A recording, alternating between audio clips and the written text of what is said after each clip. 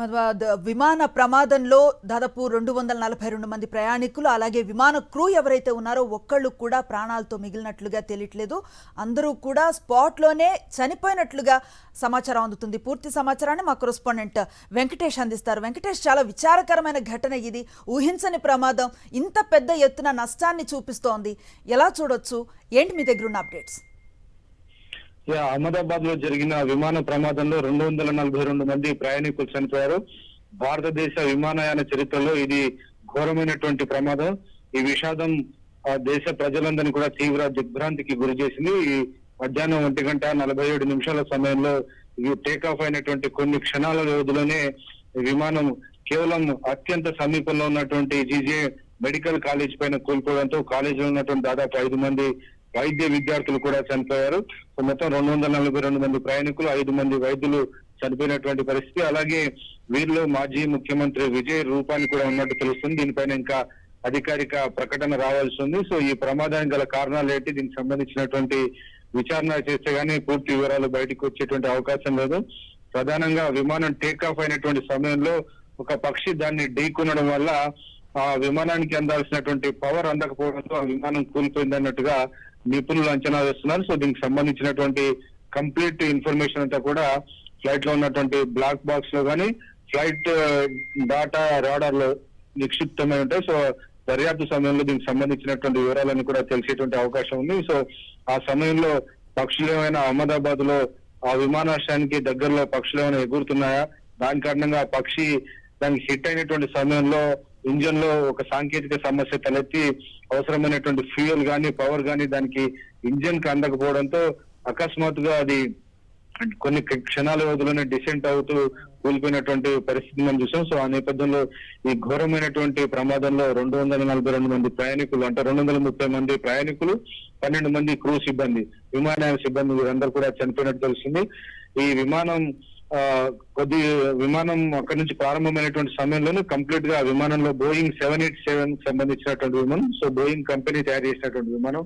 ఇందులో 3 fuel tanks ఉంటాయి. ఈ 3 ఫ్యూయల్ ట్యాంక్స్ లో దాదాపు 2 లక్షల లీటర్లకు పైగా ఫ్యూయల్ నింపుకొని అది దాని యొక్క ఫుల్ కెపాసిటీ, సో వాటిని నింపుకొని అది బయలుదేరింది. ఎందుకంటే దాదాపు 15 గంటల పాటు ఏకధాటిగా నాన్ స్టాప్ గా ప్రయాణం చేయాల్సి ఉంటుంది. సో ఆ మేరకు కంప్లీట్ ఫుల్ ట్యాంక్ చేసుకుని అది బయలుదేరినటువంటి కొన్ని క్షణాల్లో కుప్పకూలడంతో ఆ మొత్తం ఇంధనం అంతా అంటుకుని మంటలు అంటుకుని ప్రయాణికులందరూ కూడా కాలి బూడిదైనటువంటి పరిస్థితి. సో మృతదేహాలను కూడా గుర్తుపట్టలేనంత స్థితిలో పూర్తిగా కాలిపోయి బూడిదలాగా మారిపోయినటువంటి నేపథ్యంలో DNA పరీక్షలు నిర్వహిస్తే తప్ప ఏ మృతదేహం ఎవరిది అని కూడా తెలిసేటువంటి పరిస్థితి లేదు. అంతటి దారుణమైనటువంటి భయంకరమైనటువంటి మంటలు చెలరేగినటువంటి పరిస్థితి మనం చూసాం. సో ఈ ప్రయాణికుల్లో మాజీ ముఖ్యమంత్రి విజయ్ రూపాని సహా అనేక మంది వ్యాపారవేత్తలు కూడా ఉన్నట్టు తెలుస్తుంది. ఇందులో 162 మంది ఇటు భారత జాతీయులు, అలాగే 53 మంది బ్రిటన్ జాతీయులు, అలాగే 7 కెనడా జాతీయులు ఉన్నట్టుగా సమాచారంతో ఉంది. దీనికి సంబంధించినటువంటి కంప్లీట్ వివరాలన్నీ కూడా మనకు తెలియాల్సి ఉంది. ఇంకా కేంద్ర ప్రభుత్వం నుంచి మాత్రం ఇప్పటి వరకు అధికారిక ప్రకటన ఇటు విమానయాన శాఖ నుంచి కానీ DGCA నుంచి కానీ ఇలాంటి అధికారిక ప్రకటన వెలువడలేదు. నిజానికి ఈ విమానాన్ని నడుపుతున్నటువంటి కెప్టెన్ సుమిత్ సబర్వాల్ కూడా చాలా అనుభవం ఉన్నటువంటి పైలట్. దాదాపు 8,200 గంటల పాటు ఆయన విమానాన్ని నడిపినటువంటి అనుభవం ఉంది. అలాగే కో పైలట్ గా వ్యవహరించినటువంటి క్లైవ్ కుందర్ కూడా దాదాపు 1100 గంటల పాటు విమానాన్ని నడిపినటువంటి అనుభవం ఉంది. సో ఇద్దరు కూడా అనుభవజ్ఞులైనటువంటి పైలట్లే, అంతర్జాతీయ ప్రయాణాలు చేసినటువంటి అనుభవం ఉంది. సో వారికి ఈ బోయింగ్ కంపెనీ తయారు చేసినటువంటి 787 ఇది చాలా అత్యాధునికమైనటువంటి విమానం. సో ఈ విమానాన్ని నడిపేటువంటి బాధ్యతలు అప్పగించారు. సో ఫ్లైట్ ఇంజనీర్ వీటన్నిటిని తనిఖీ చేసిన తర్వాతనే వారికి అప్పగించారు. సో అన్నిటిని తనిఖీ చేసిన కొన్ని క్షణాల వ్యవధిలోనే కుప్పకూలడం అంటే ఒక అనుకోని సమస్య, అకస్మాత్తుగా సమస్య తలెత్తింది. సో దాన్ని డీల్ చేసేటువంటి వ్యవధి కూడా లేకపోయింది. దాంతోనే వెంటనే పైలట్ మేడే కాల్ చేశారు. సో ఎమర్జెన్సీ కాల్ చేశారు. ఆ ఎమర్జెన్సీ కాల్ చేసినటువంటి వెంటనే క్షణాల వ్యవధిలోనే అది కుప్పకూలినటువంటి పరిస్థితి వచ్చింది. సో ఫలితంగా ఈ రోజు 242 మంది ప్రయాణికులు ప్రాణాలు కోల్పోయినటువంటి ఒక దారుణమైనటువంటి విషాదం చోటు చేసుకుంది. రైట్, బయలుదేరిన కొన్ని క్షణాలకే, కొన్ని సెకండ్స్కే ఇన్ఫ్యాక్ట్ ఈ ప్రమాదం జరిగింది. మీరు చెప్పినట్లుగా చాలా 15 గంటల ప్రయాణం చేయాలి, పూర్తి స్థాయి ఫ్యూయల్ నింపుకొని వెళుతూ ఉన్న విమానం అది. స్టార్టింగ్ నుంచి కూడా ఎక్స్పెక్ట్ చేస్తున్నాం కదా ప్రమాద తీవ్రత ఈ స్థాయిలో ఉంటుందని. అయినప్పటికీ కూడా సహాయక చర్యల విషయంలో కూడా చాలా త్వరితగతినే రెస్పాండ్ అయ్యారు. అయినా కూడా ఇంత స్థాయి విషాదం ఈరోజు చూడాల్సిన పరిస్థితి. ఖచ్చితంగా విమానాశ్రయం కాంపౌండ్ దాటిన కొన్ని కిలోమీటర్ల వ్యవధిలోనే దాదాపు 2-3 కిలోమీటర్ల లోపే కాలేజ్ ఉంది, జేబీసీ మెడికల్ కాలేజ్ ఉంది. సో మనకు గూగుల్లో చేసుకోవడం చాలా క్లియర్ గా చాలా అత్యంత సమీపంలో ఉన్నాయి. సో కొన్ని క్షణాల వ్యవధిలోనే 2-3 కిలోమీటర్లు కూడా ప్రయాణం జరగలేదు. 625 అడుగుల ఎత్తులో అది ప్రయాణిస్తుంది. సో అక్కడే స్టక్ అయిపోయి ఒక రకంగా ఇంజిన్ స్టాల్ అయిపోయినటువంటి పరిస్థితి, ఆగిపోయి అది కూలిపోయినట్టుగా మనకు ఫ్లైట్ రాడార్ డీటెయిల్స్ బట్టి మనకు అర్థమవుతుంది. ఫ్లైట్స్ ని మానిటర్ చేసేటువంటి FDR సంబంధించినటువంటి డీటెయిల్స్ కూడా నేను చూశాను. అందులో 625 అడుగుల ఎత్తు నుంచి అది సడన్ గా డిసెంట్ కావడం మొదలు పెట్టింది. సో కంప్లీట్ గా ఎక్కడ కూడా అది పైకి అధిరోహిస్తున్నటువంటి పరిస్థితి లేదు. కంప్లీట్ గా ఇంజిన్ స్టాల్ అయిపోయింది, ఆగిపోయింది. దాని ఫలితంగానే వెంటనే డిసెంట్ అయి కింద కుప్పకూలిపోయినటువంటి పరిస్థితి మనకు కనబడుతుంది. సో అనుకోని సమస్య తలెత్తింది, ఇంజిన్ లో పవర్ రావడం ఆగిపోయింది. సో ఎందుకు అలా జరిగింది, ఎందుకు పవర్ రాలేదంటే నిపుణులైనటువంటి వారు చెప్తున్నటువంటి సమాచారం, అది ఒక పక్షి హిట్ చేస్తే కనుక దానికి సంబంధించినటువంటి దాని తీవ్రత చాలా ఉంటుంది. ఆ ఇంజిన్స్ సమయంలో కనుక పక్షి హిట్ అయితే కంప్లీట్ గా దాని యొక్క థ్రస్ట్, దాని స్పీడ్ అంతా కూడా కోల్పోయేటువంటి పరిస్థితి ఉంటుంది. దాని ఫలితంగా అవసరమైనటువంటి మేరకు దాన్ని విమానాన్ని లిఫ్ట్ చేసేటువంటి ఆ ఇంజిన్ కు అవసరమైనటువంటి కెపాసిటీ కానీ పవర్ అందకపోవడం వల్ల లిఫ్ట్ చేయక ఆటోమేటిక్ గా కింద పడిపోతుంది.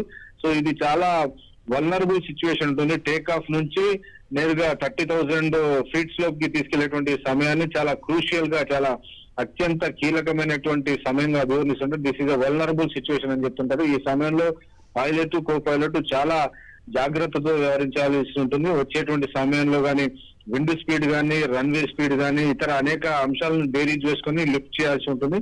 సో ఆ రకంగా జరిగితే తప్ప టేక్ ఆఫ్ అనేది సాఫీగా సాగదు. సో ఇక్కడ డెఫినెట్ గా పవర్ రాకని కారణంగానే ఈ రోజు ఇంత ఘోర ప్రమాదం జరిగింది అనేది నిపుణుల అంచనా. వెల్ ఎక్స్పీరియన్స్డ్ పైలట్లు ఉన్నారు, సేమ్ టైం మొత్తం చెకింగ్ కూడా కంప్లీట్ గా జరిగి ఉంటుంది. ఇంత దూరం ప్రయాణం చేస్తున్న ఫ్లైట్ ఇది, ఇన్ని జాగ్రత్తలు తీసుకున్నా కూడా ప్రమాదానికి ఒక సాంకేతికకరమైన కారణం అయి ఉంటుందా, లేదంటే ఇతరాత్ర ఎట్లాంటి కారణాలు ఈ ప్రమాదానికి మేజర్ పోషించినట్లుగా కనిపిస్తోంది? అంటే నేను పైలట్స్ తో కూడా మాట్లాడినటువంటి సందర్భంలో, ఎందుకంటే ఫ్లైట్ ఇంజనీర్ తనిఖీ చేస్తారు. ఫ్లైట్ ప్రారంభం అంతర్జాతీయ విమానానికి ఇంకా చాలా అనేక చెక్స్ ఉంటాయి, కంప్లీట్ గా చెక్ చేస్తారు. దానికి సంబంధించి వెళ్లాల్సినటువంటి మార్గం ఏదైతే ఉందో, లండన్ కి వెళ్లాల్సిన 15 గంటల ప్రయాణంలో ఉన్నటువంటి వెదర్ కండిషన్స్ ఏంటి, దానికి సంబంధించినటువంటి విషయాలకు సంబంధించినటువంటి కంప్లీట్ ఒక డిస్పాచ్ రిపోర్ట్ ఇస్తారు. ఆ డిస్పాచ్ రిపోర్ట్ లో వెదర్ రిపోర్ట్ ఉంటుంది, అలాగే ఫ్యూయల్ కి సంబంధించి కానీ విండ్ స్పీడ్ ఎంత ఉంది, ప్రయాణికులు ఎంతమంది ఉన్నారు, వారి బరువు, వాటికి సంబంధించినటువంటి ఆ కెపాసిటీ ఎంత, అలాగే కార్గో కెపాసిటీ ఎంత, దీనికి సంబంధించినటువంటి కంప్లీట్ డీటెయిల్స్ అన్ని కూడా ఫ్లైట్ ఇంజనీర్ వారికి అందజేస్తారు. అందజేసిన తర్వాత దానికి ATC పర్మిషన్ తీసుకున్న తర్వాతనే అది మూవ్ అవుతుంది. సో ఇన్ని జాగ్రత్తలు తీసుకున్నటువంటి క్షణాల వ్యవధిలోనే కూలిపోయిందంటే ఇది ఇక్కడ జరిగింది. ఒక ఘటన జరిగింది. అనుకోని ఘటన అనేది ఏమై ఉంటుంది అనేది ఇప్పుడు అందరినీ మధ్యలో తెలుస్తున్నటువంటి ప్రశ్న. పక్షి హిట్ చేసిన కారణంగానే అది థ్రస్ట్ కోల్పోయింది, దాని యొక్క వేగాన్ని నెమ్మదించింది. దాంతో అకస్మాత్తుగా కేవలం 625 అడుగుల ఎత్తులో మాత్రమే కూలిపోయినటువంటి సమయంలో ఇది ప్రయాణిస్తుంది. సో 625 అడుగుల నుంచి అకస్మాత్తుగా వేగంగా కిందికి పడిపోయి కూలిపోయినటువంటి పరిస్థితి అందిస్తుంది. సో డెఫినెట్ గా ఇందులో ఒక అనుకోని ప్రమాదం జరిగింది, అనుకోని ఘటన జరిగింది. ఇంజన్ కనుక ఫెయిల్ తనిఖీ చేసినటువంటి కొన్ని సెకండ్ల వ్యవధిలో అయితే కూలిపోయేటువంటి అవకాశం లేదు. సో ఇంజన్ ఎలాంటి సమస్య లేదు. డెఫినెట్ గా ఇది అనుకోకుండా ఎదురైనటువంటి ఘటనగానే నిపుణులు అంచనా వేస్తున్నారు. ఎయిర్ ఇండియా మెయింటెనెన్స్ లోపం కారణంగానే ఈ ప్రమాదం జరిగిందన్న ఒక విమర్శ వినిపిస్తూ ఉంది. మనం బ్రేకింగ్ లో చూస్తూ ఉన్నాం. ఈ ఏడాదిలో ఇది 3వ ప్రమాదంగా చెప్తూ ఉన్నారు. 2 ప్రమాదాలు తప్పాయి, ఒకసారి పొగలు అలుముకున్నాయి, ఒకసారి ప్రమాదం తప్పింది అని. ఇది హిట్ అయింది, ఇది ట్రిగ్గర్ పాయింట్ అయిందని అనుకోవచ్చా?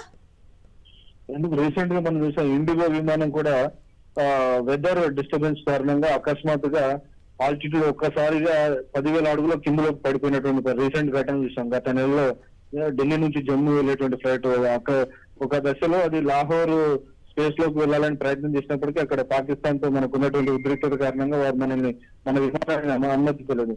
సో దాన్ని పైలట్ చాకచక్యంగా దాన్ని టర్బులెన్స్ మధ్యలోని ఈ క్యుములో నింబస్ మేఘాల మధ్య నుంచి ఇండిగో విమానాన్ని నడిపారు. చాలా భయాందోళనకు గురైనటువంటి పరిస్థితి చూసాం. ఏకంగా విమానం నోస్ ఏదైతే ఉందో ఫ్రంట్ సైడ్ కంప్లీట్ గా డ్యామేజ్ అయినటువంటి విజువల్స్ కూడా మనం గతంలో చూసాం. సో తరచుగా ఇలాంటి విమాన ఘటన ప్రమాదాలు జరుగుతున్నాయి. ఒక దశలో విమాన రంగం చాలా వేగంగా అభివృద్ధి చెందుతుంది. సో దానికి తగ్గట్టుగా నిపుణులు లేకపోవడం, అవసరమైనటువంటి కెపాసిటీస్ బిల్డ్ చేసుకోవడం కారణంగా ఇలాంటి ప్రమాదాలు ఎదురవుతున్నాయనేది నిపుణులు చేస్తున్నటువంటి వాదన. రైట్, గతంతో కంపేర్ చేస్తే చాలా ఎక్కువ స్థాయిలో విమాన ప్రయాణాలు పెరిగిన పరిస్థితి. చాలామంది ఈజీ ట్రాన్స్పోర్ట్ ప్రయాణం కానివ్వండి, కాస్త టైం ఆదా చేసుకోవడానికి కానివ్వండి, ఇంటర్నల్గా కూడా ఎక్కువగా విమానాలను ఆశ్రయిస్తున్న పరిస్థితి. ఇలాంటి టైంలో భయభ్రాంతులకు గురి చేసే ఒక ఇన్సిడెంట్గా దీన్ని చూడొచ్చు కదా. ఖచ్చితంగా ఈ ఘటన ప్రజలందరినీ కూడా తీవ్రమైనటువంటి భయాందోళనకు గురి చేసింది. నిజానికి గతంలో మనం చూసే రైల్వే ప్రమాదాలు తరచుగా జరుగుతుండేవి. సో రైల్వే కంటే విమానం